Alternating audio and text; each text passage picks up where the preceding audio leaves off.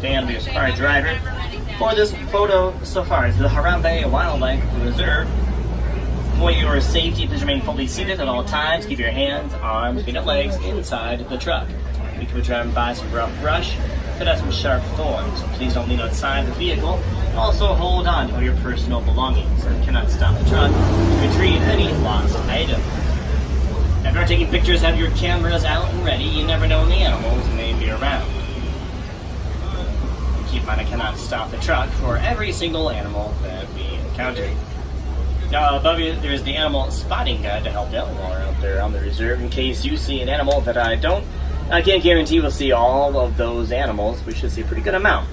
We normally have pretty good luck on these safaris.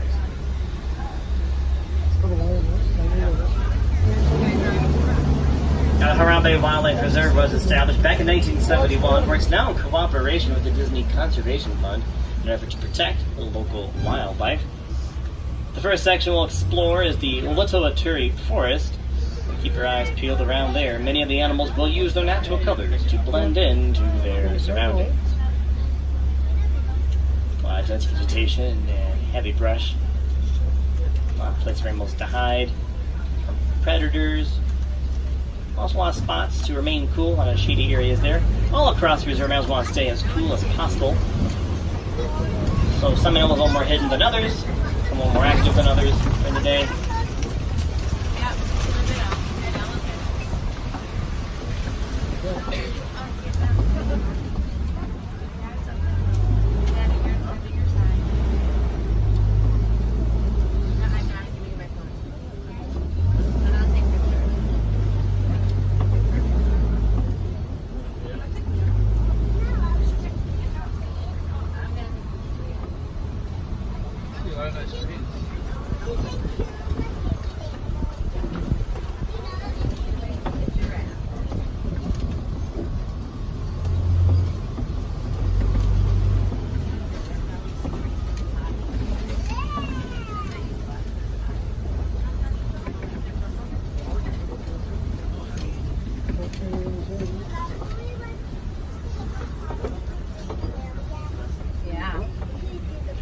Here on the left, resting in the shady corner, is a black rhino.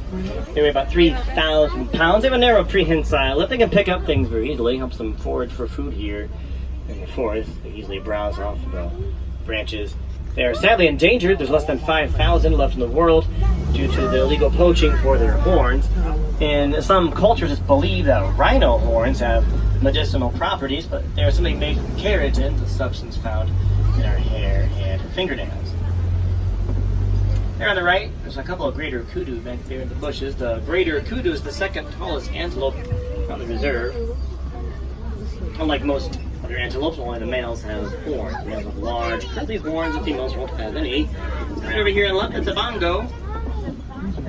The bongo is the heaviest forest antelope. They have large pushback horns, helps them navigate through heavy brush.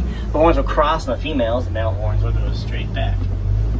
The locals call the bongo the ghost of the forest, as they can be difficult to see out in the open. They blend in very easily in the background, really disappear to the brush quite a bit.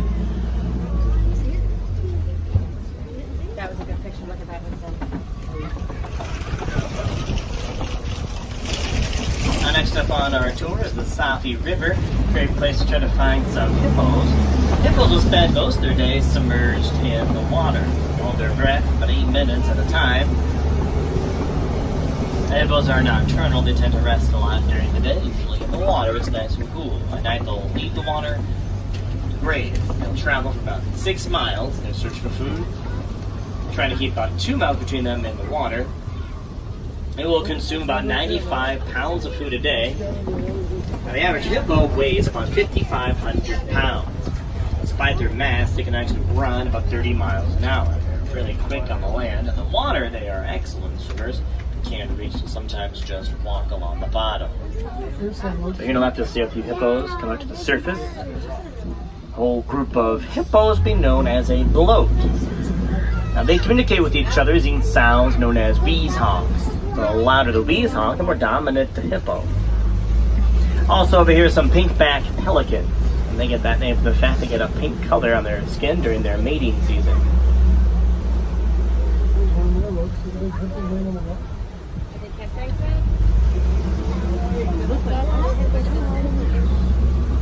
hippos can be quite protective of their territory, which is why they are regarded the most dangerous animals man could come across out in the wild. Because they move so well in the water and on the land. Across a bridge over some Nile crocodiles, which can be quite large, around 16 feet long, sometimes 20 feet. They have very powerful jaws. They can bite about 2,000 pounds of pressure per square inch. Now, a group of crocodiles, known as a bask if they're on the land, a group of the water be known as a float. Now, crocodiles don't have sweat glands, so they become overheated. They will cool down by leaving their mouth open to vent themselves against the hot air that builds up inside of them. We're going to head down to the Serengeti grassland from our wide open space out there on the savannah, where it's also a totally different ecosystem. So to see a change in plant life, you see different types of trees, like the baobab tree here. On the right is a tree that looks like it's growing upside down. The branches look a lot like roots. They're also leafless for about 9 months out of the year. So they're known as the upside down tree, and also the tree of life, as they store water inside their trunk. Now the grasslands here go on for hundreds of miles across East Africa, serving as the super highway to a variety of animals. Millions of animals migrate through here every single year. Now this is the wild Africa we are trying so hard to preserve. And here we see a few Maasai giraffes. The Maasai have a broader pattern on their fur coat compared to the reticulated giraffes, which have more of a crisp, net-like pattern. Now, giraffes are about 6 feet tall when they are born. They grow to reach around 20 feet tall. When they're in a group, they are known as a tower. Now, they have very keen eyesight, helps them spot predators trying to hide out in the tall grass. They will spend most of their day eating, about 18 hours. They really refine their food, break it down quite a bit.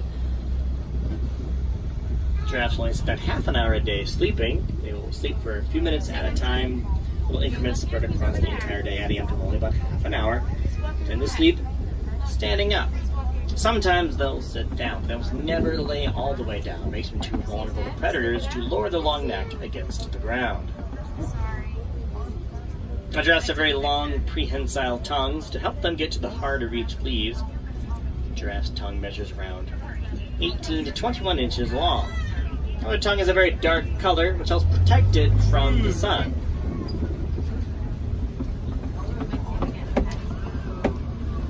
A lot of people think giraffes have small horns on their head. Those are actually called ossicones. They like qualify as horns. They're covered in skin and fur. One application for the ossicones is to display dominance over another giraffe. They will engage in an activity known as necking. They'll swing their long neck around, kind of jab each other in the side with their ossicones.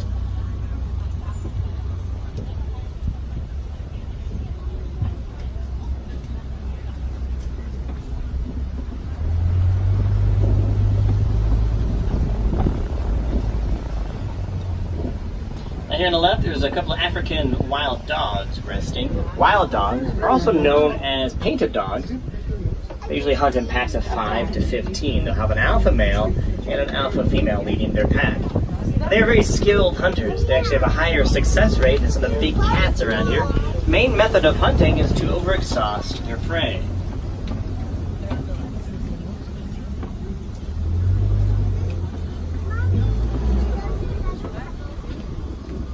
Pause here, right there on the right by the tree is a baby Maasai giraffe. Get their look and go around the corner here. It's a very small giraffe, only a few months old. I think a giraffe is about 6 feet tall. They're born to be a little less.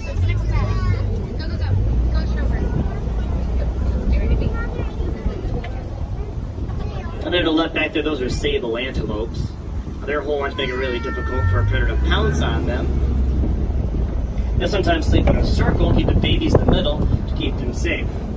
So if facing danger, they come together, build up a stronger defense as opposed to running away. They are the icons of the Harambe Wildlife Reserve, as where Harambe means to come together. Now these tower-like structures to the right and left, those are termite mounds. They are former termite saliva and dirt. They will become as hard as concrete. Sometimes elephants will use those as scratching posts. They run them down smaller animals, like the antelopes, who come on top of it from lookout point to see if any predators are laying low in the tall grass. Out here, elephants are like bulldozers, knocking down trees from time to time. Some giraffes are like pruning shears, eating from the trees most of the day. Zebras and antelopes still mow down the grass, allowing new shoots to grow. And the smaller animals like warthogs and gazelles let them along and trim up the edges, so everyone gets enough to eat. While the landscaping is handled quite well by the animals.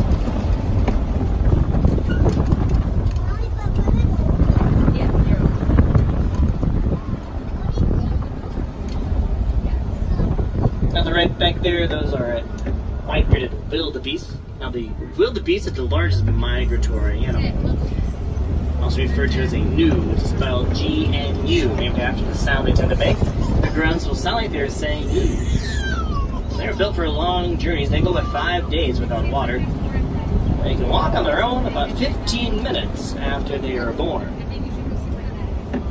Some animals are up and moving almost right away. Giraffes can walk the first hour of their birth.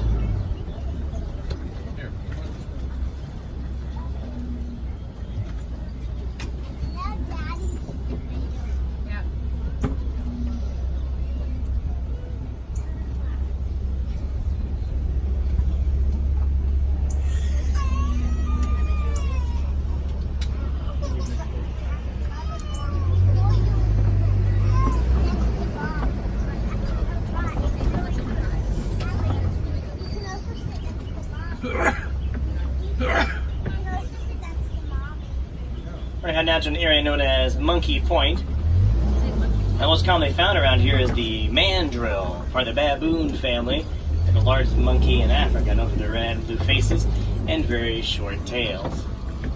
Normally led by one dominant male, they'll lead a troop of around 100 mandrills or so.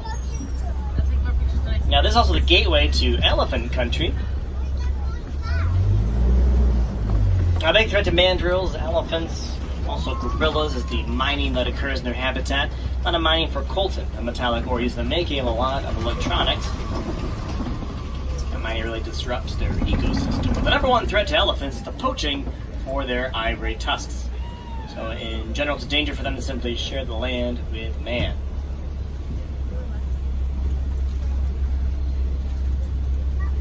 On the left, you have a couple of mandrills hanging out there in the shade. Over the right, looking back there, is an African bull elephant. Kind of walk out from that lower left corner. Now, the female elephants will stay in a herd, led by one matriarch. Male elephants never hold a leadership role. They'll leave the herd when they're about 15 or so.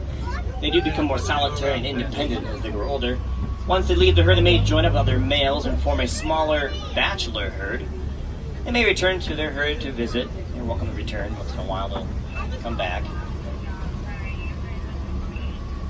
Now, the elephants have very sensitive hearing. They can hear up to a mile away. They also have very sensitive skin, so to shield themselves from the sun, they'll sometimes throw dirt on their back to use as a sunblock. To keep cool, they can fan themselves with their large ears. They can lower their body temperature by about 15 degrees. They also throw water on themselves. They hold about 4 gallons of water inside their trunk. Now, the trunk has about 100,000 different muscles. It's a very versatile appendage, the end of which acts like a few human fingers. You can pick up things very finely.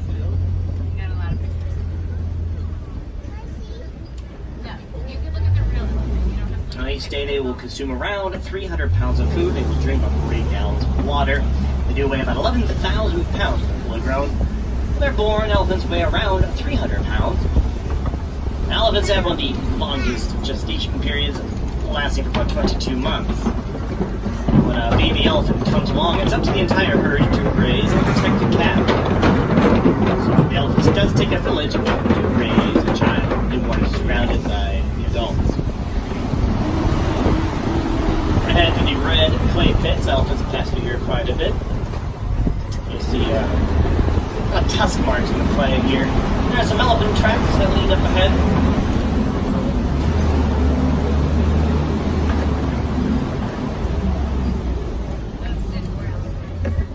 Now, sometimes elephants will wander over to local farmland and eat the crops, which can be a big problem for the farmers.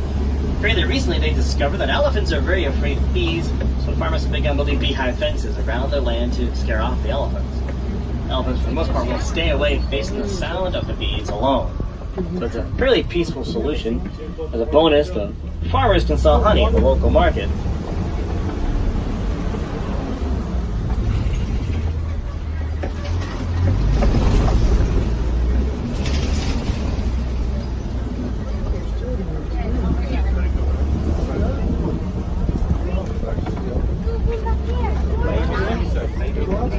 Lots of good beer. There's a baby one up front. Baby elephant. There's big ones. We have one in the distance. That's huge. There is, but he was very far away. Let's see if we get closer.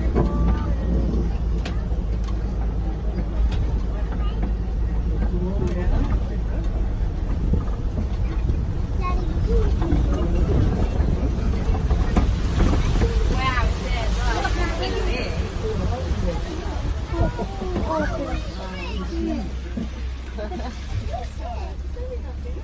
That's crazy.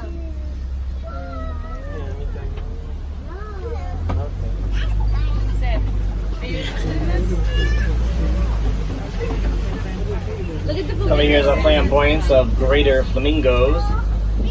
Flamingos get their pink color from the brine, tripping on small creatures they eat that contain beta-carotene.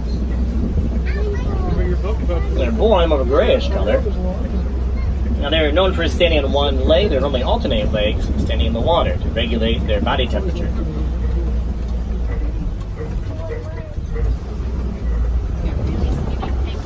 A lot of these animals have their own methods of remaining cool. Oftentimes, rhinos will roam around the mud quite a bit. That mud keeps them pretty cool. Keeps the bugs off them as well. And towards these mud bottles over here, could come across some more rhinos. Most likely around here, the white rhinos.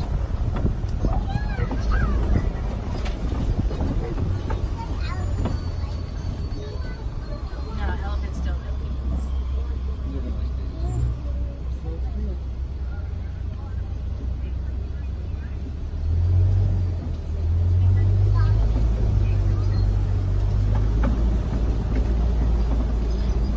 On the right, there's a couple ostriches back there, far away. But we're going to swoop around to that area in a moment and get a closer look at these ostriches. They're the largest birds in the world. They weigh about 150 pounds.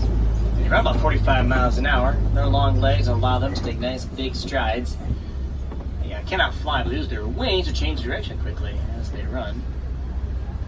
Now, it's a myth that they'll bury their head in the ground, but if they're scared, they'll sometimes lay very low to the ground and hide out from a nearby threat.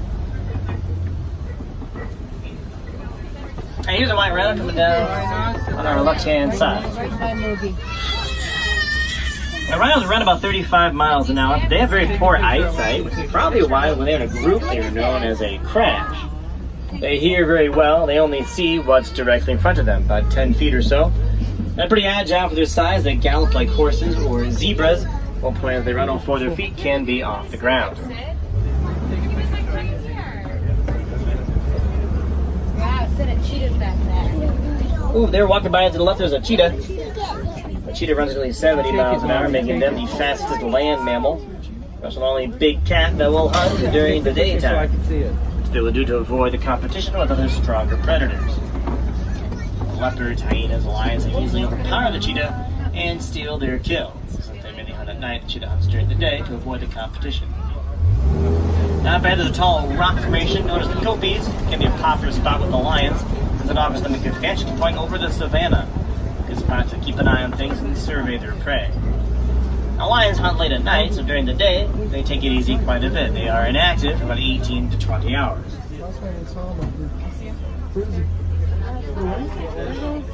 Sid, there's a lion. This right over here is probably the most active to see a lion during the day.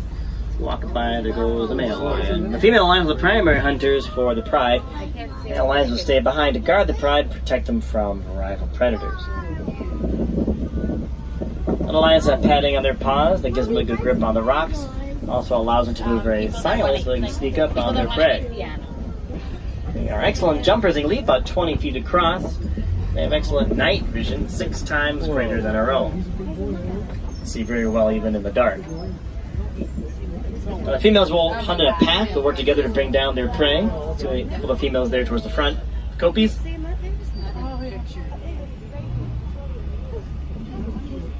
Sometimes their prey will outrun them or elude them in some way. These animals can defend themselves quite a bit. Lions always return with a kill. Their success rate is only about 1 in 12. On the right, you can see more of the white rhinos, ostriches there. The brown and white fur and the horns are bontebok, which are relatives to the wildebeest. You only find them on reserves nowadays. They went extinct in the wild back in the 1960s. They were overhunted, mainly for their fur coats. But luckily, local farmers took them in under the protection, so now we can find them on reserves like this one. There's sleeping ones up there, so. The little one. The female. No, they're not little, they're females.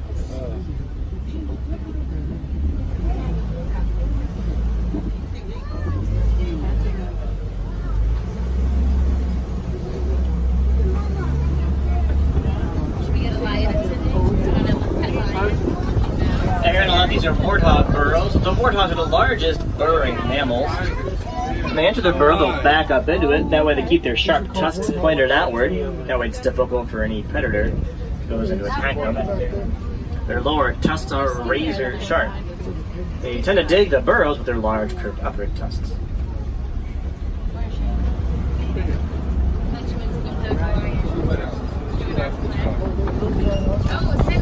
Here on the right, find that tree, there's some ostrich eggs, which can weigh about 3 pounds each. The shells are very strong. Fully grown ostrich could stand on top of the egg without breaking it. Normally they all lay their eggs in the nest of the dominant male and dominant female ostrich. Keep the eggs centralized in one location. The male and female will switch off watching, incubating to fertilize the eggs, taking day and night shifts.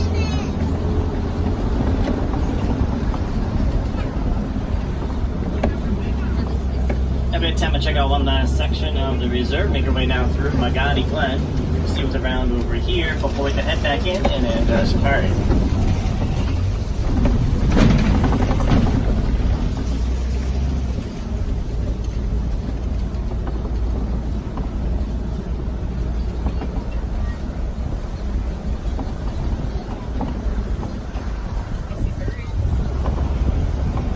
Right there on the right, a couple of yellow-billed storks. Those are carnivorous birds, eat things like frogs, smaller birds. They'll sometimes follow behind the hippos and the crocodiles while they swim, because they will occasionally stir up tiny creatures as they pass by. Those birds will swoop up and eat. I'm going to then promise the warden I gave back pretty soon. So head over to the nearest warden's post. Drop me off there. From that point, a short walk back to the Harambe village. Nearby, right around the corner, is the Gorilla Falls Exploration Trail. On the path we could encounter western lowland gorillas, meerkats, naked bull rats, red-bellied zebras. If you travel to Asia later on, at the village of Anandapur, there's the Maharaja Jungle Trek. We could see the Sumatran tigers, Komodo dragons, and giant fruit bats.